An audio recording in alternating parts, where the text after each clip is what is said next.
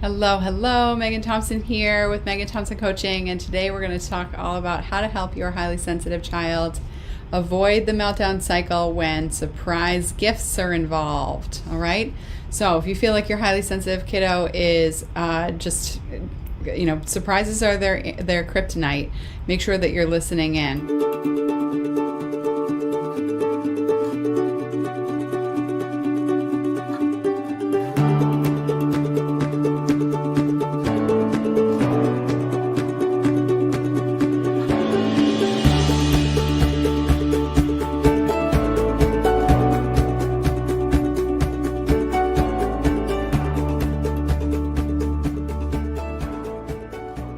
We're going to cover this related to your child who's stuck in that meltdown cycle. Here at MTC, we help parents of highly sensitive kids eliminate that meltdown cycle in as little as 8 weeks. That might sound quick for you, but it is something we've helped hundreds of families do. And that meltdown cycle is daily, multiple times a day or multiple times a week. That means you're stuck in a cycle. So you need to be listening in. That might mean that your child is melting down internally or externally. So externally means they're throwing things, hitting, kicking, screaming, and just chucking whatever is in their way, threatening, throwing their voice, yelling, right?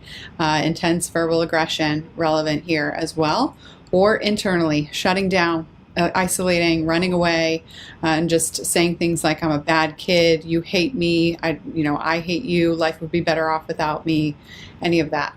And that meltdown cycle can be relevant for your 4-year-old, 8-year-old, 10-year-old, 11, right? And when we get into the teenage years, it's more focused on children who are teens who are shutting down, refusing to do their work, demonstrating lack of motivation in their dreams and goals.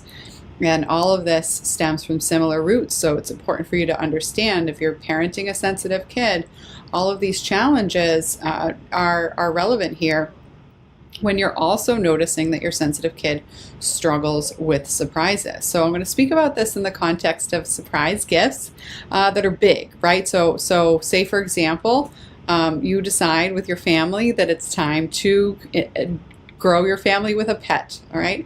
And so for the sake of this example, we're actually going to use my family's example. We got a new puppy in November, so we'll go with that new puppy example because it's obviously fresh in my mind of how a puppy behaves. And we have a 7-year-old, 6-year-old rescue as well. I got to do the math on that one. I don't know how old he is. I think he's 7 now. 7 now, yeah. So it's been a while since I've had a puppy, and we have a 5-year-old daughter. So when I think about the experience of bringing a new puppy into our household, it's obvious, right, that a puppy is jumpy, bouncy, friendly, and barks a lot, right? And our dog is just for breed's sake, we found out he's a rescue. Both of our dogs are rescues, but he's a boxador. So that's like his primary breeds. So you might not have had this experience with your dog, but our dog is a bounding tigger. Not a kangaroo. Our other dog is more of a kangaroo. We like to joke, but this guy is such a floppy little dude. He's super cute. And so at this point, when we think about the experience of a puppy, right, and a highly sensitive child, that can feel like just oil and water in an experience, even if your highly sensitive child is excited about having that puppy in the first place, right? Just thinking about the experience of wanting a puppy and having a puppy. Children can ask for dogs, cats. We can go with that example. I'm just not a cat owner. Your child could be asking for a pet for years and years, and then finally when you share with them that the family's getting one, and guess what, it's actually coming home today, or here we have it, it's in the car, all of those fun little YouTube videos or Instagram reels that you find where your kid just jumps up and down and shakes in excitement and is just super pumped, falls flat when your kiddo sees a bounding puppy coming screaming, coming jumping at them, and they start screaming, right? And that experience can feel quite stressful for the whole family, especially when you as a parent saw your child as a compassionate animal lover. And highly sensitive kids, we know for sure, They have huge imaginations. They're super compassionate. And it's also true that surprises, if they don't know how to regulate their emotions, they don't know how to manage and settle that, can really feel like you just shook the snow in their snow globe, and there's just no way that that snow is settling down anytime soon. So we see highly sensitive kids carry the intensity of an emotion for hours on end. And that might mean that the meltdown is a half an hour, 30, 60 minutes, 90 minutes. But the intensity and the prickly experience of your child's emotions carry beyond that. And that obviously is extra stressful when you have a puppy in the house that is nipping or crying in the middle of the night, and you're sleep deprived, or jumping on things and putting your child's toys in their mouth and all of that. And so if your child doesn't have the skill set to manage their own emotions, you might start wondering whether or not this puppy is a good choice, right? So you might ask around, what do we do? Man, our kiddo was so thrilled about this puppy, and I'm actually experiencing regret right now. I'm wondering if this was a bad idea. Is my child old enough? And this could be relevant for highly sensitive kids who are, we've worked with parents in this circumstance, 5, 6, 7, 8, but also 11, 12, right? When we think about just a puppy who is coming at you, that's a surprise no matter the age. And when your startle response is high, quick, and lasts a long time, doesn't matter how old you are. For a highly sensitive child without skills, the same behavior can be relevant here. You can see your child scream at the puppy that they wanted for so long, and that they want to be able to show love, but only when that puppy is sleeping, right? When the puppy looks snuggleable, which is like the last time you're supposed to disrupt a puppy, right? So it's really important to understand for your highly sensitive child where the struggle is and what they're capable of. And when you ask around what you should have done or what you should do now, you might receive all kinds of advice, right? You might think, oh, it's time to give the puppy back, or you might hear from somebody, have relatives care for the puppy till it's out of the puppy stage. You might hear that it's time to swap a puppy out for an older dog. And this could be relevant too when we think about signing your kid up for sports. I've recorded a show for you and training in that for sports and things like that. And so that same level of excitement, and then when reality sets in, your child's unable to deal with disappointment and demonstrate flexibility or frustration or surprise. This is all relevant too. So even if you're not considering buying a puppy anytime soon, you definitely want to stay tuned, because the principles of how your child handles stress and change is the same, whether it's a puppy or a new grade or baseball season's coming up, or you're surprising them with a trip to Disney. Any of that new experiences that your highly sensitive child is having, your child needs to be able to regulate their emotions. They need the skills to do that, because when they don't have the skills, everything else around them is overwhelming. And so when we think about the personality trait and how highly sensitive children can be easily overstimulated, it's important to understand that overstimulation leads to intense overwhelm, which then leads to meltdowns if they don't have the skill to notice the overstimulation. So the startle response can be high, but a highly sensitive person's startle response is higher if they don't have effective emotion regulation skills. Think about it, right? If you're always on edge because you don't have a skill to keep yourself calm, then even if you have the skill to not show that you're on edge, you're still going to have a hairpin trigger. So this is what's going on with many parents whose kids are highly sensitive and they're stuck in that meltdown cycle. But it can be really tricky to notice when you feel like your child's going from 0 to 60 on a daily basis. And especially when your child's experiencing a surprise gift, that can build resentment and frustration for you as a parent. There's no judgment here. We've seen this play out hundreds of different ways with hundreds of families that we've served. And yet it's important to understand for you how to support your child and to really get a clear picture of what your child is capable of.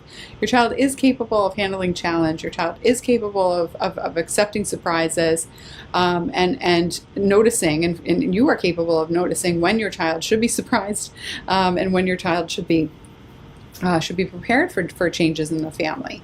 And so I'm not saying go ahead and go get your kid a puppy and put it in a box and do a reveal like they do in commercials.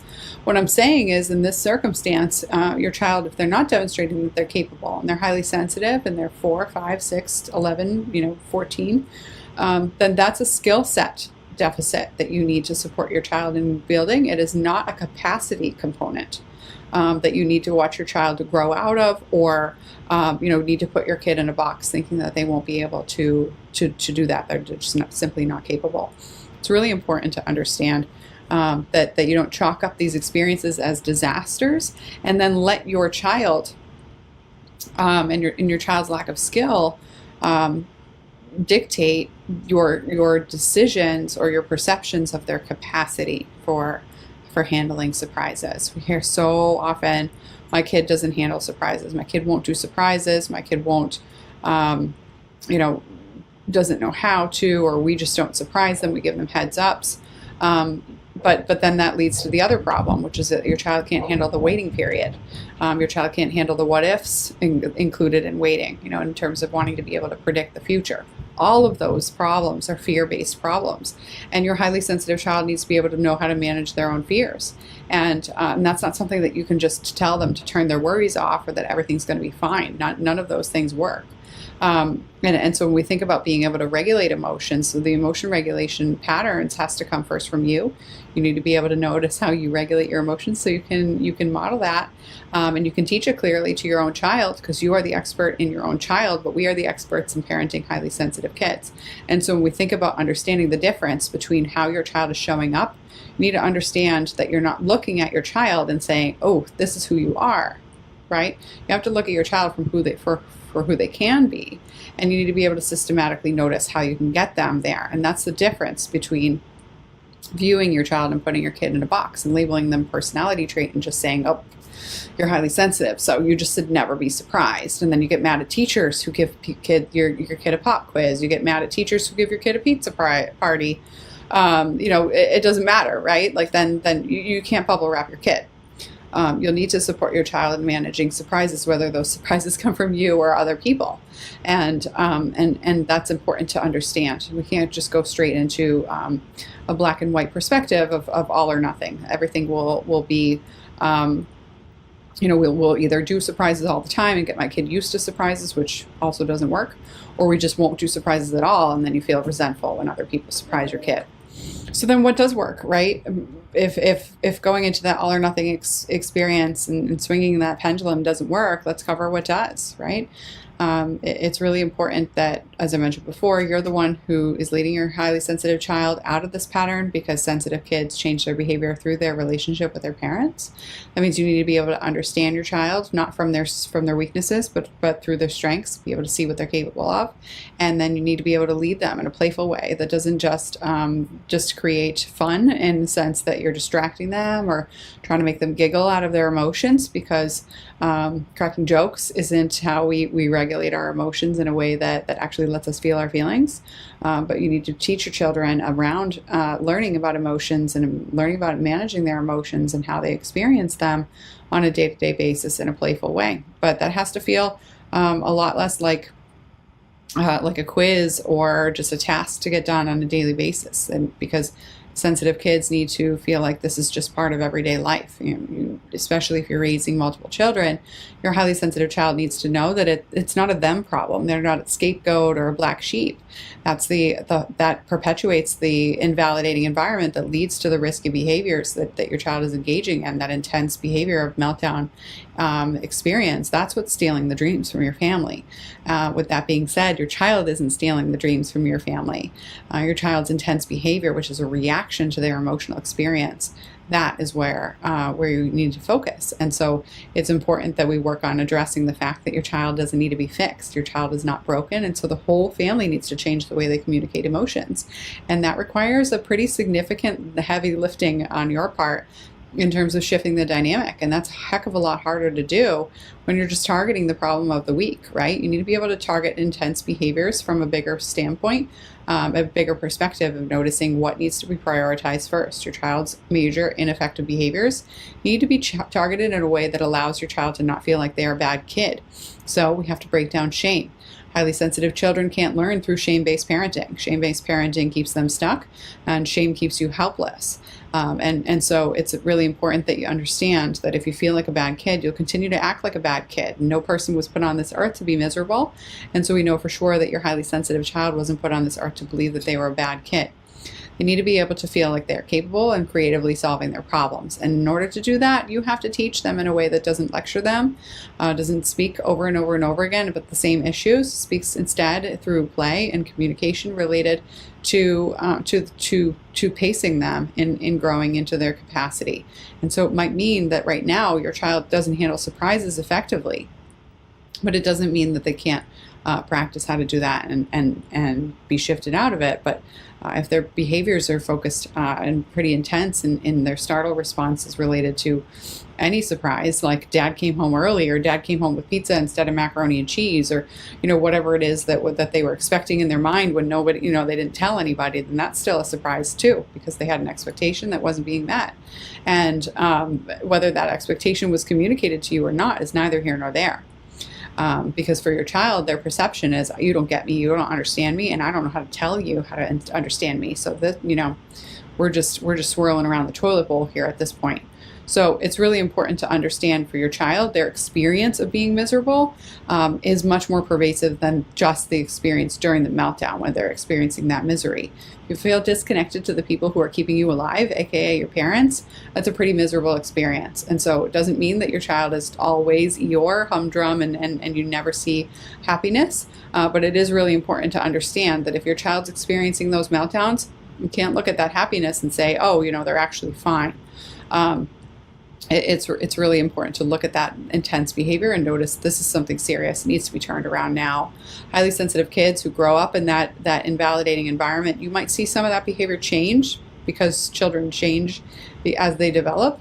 But if the behavior is throwing things when they're 4, and then it's hitting when they're 6, and then it's screaming when they're 9, it still demonstrates that your child is stuck in the meltdown cycle. Just because the behavior change doesn't mean their misery internally has shifted at all.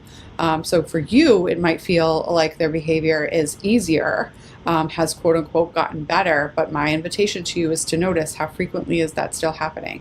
How long is it going on during the day? And how intense does it feel even if the behavior has shifted? And if those numbers don't seem to shift over the course of a year, 2 years, 3 years, let alone even just looking at this over a month. If your child is highly sensitive and they've experienced this intensity for that long, children live in the here and now. They live now. They feel now, and they make decisions based on now. And so they know right now they feel miserable. And that experience is something that they ingrain in their personality. Highly sensitive children and their perception of themselves can be pretty significantly impacted before the age of 7.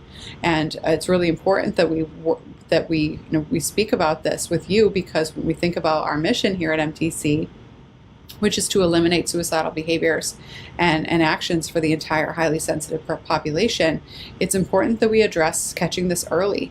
As a parent of a highly sensitive child, if your child goes from 0 to 60, even when good things happen to them in their life, it means that they are not demonstrating a skill consistently of regulating their emotions.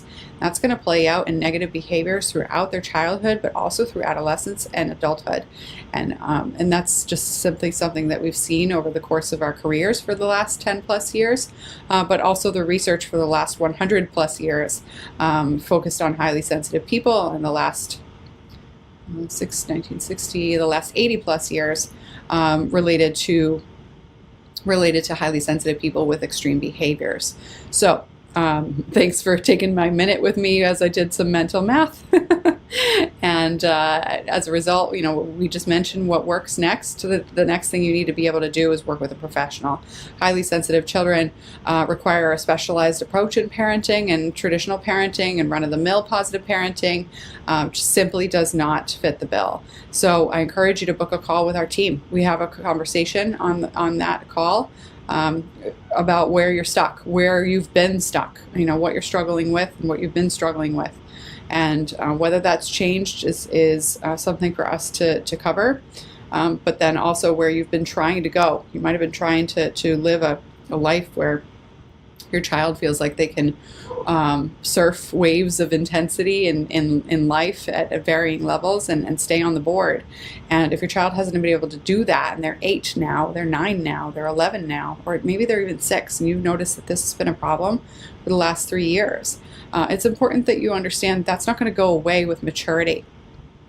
And you can certainly reach out to us if you'd like to hear more about that, because I've made several shows about that in different avenues. We're happy to myself, my team, happy to support you in finding those resources, so you can hear more about that on a different show.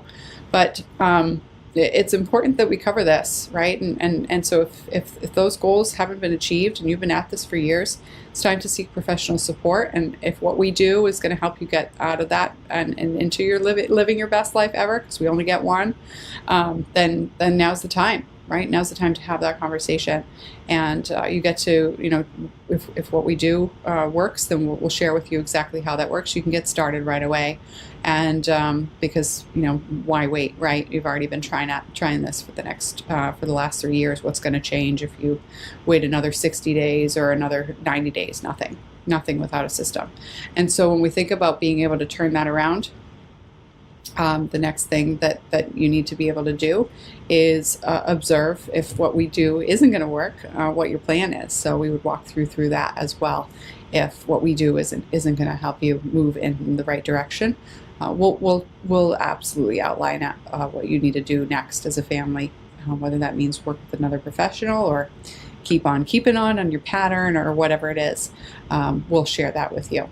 So the conversation for us is enjoyable. We're happy to do it, and it's free for you. So, but it has the power to change your life. So I encourage you to go ahead and book that call. Head over to meganthompsoncoaching.com/talk, or if you're parenting a teen, high school age and up, go to meganthompsoncoaching.com/teen talk, and we'll cover all of what you need to address with your teen as well. All right. It was again a pleasure to speak with you, and